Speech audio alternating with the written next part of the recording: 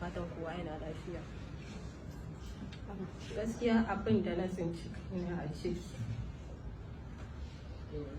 abu ne wanda ba zan so kuma kiyata mace ta tsinci kanta a ciki ba.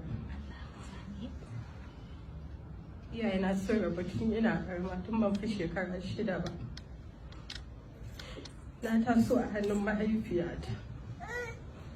Na fuskanci tsangwama da kyara ta mijin uwa,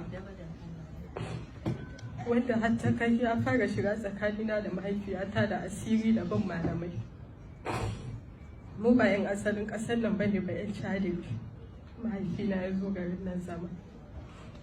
Mahaifina tun bayan rabuwarsa da mahaifiyata ya samu karaya arziki, wanda har ta kai shiga barin garin nan neman kuɗi.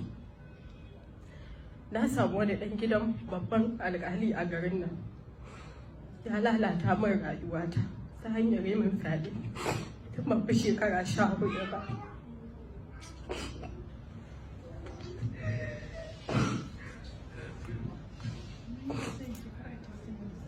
Dalilin haka mahaifiyata bayan da wutar tsanar da aka sa mata tawa a zuciyarta, dalilin wannan abin maimakon ta kuma rungumata sai ta kuma ta gayyara rayuwata in shiga duniya.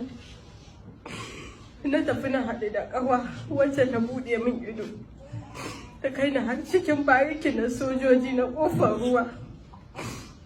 Na haɗu da wani soja a lokacin wajen da zan kwanta ma ba ni da shi, ya ajiye ni a gidansa, zai bani abinci ya bani ruwa, yi min komi, amma kuma sai ya yi amfani da ni.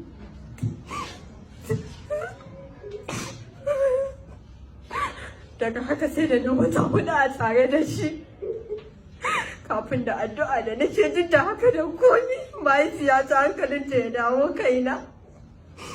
Na koma gabanta, bayan ban fi wata 2 da koma gabanta ba, na tsinci kaina da cikin yaron nan. Na kira shi da ce masa ina da ciki. Maganar da ya fara faɗa min ba ɗansa ba ne, sai dai in nemo ubansa.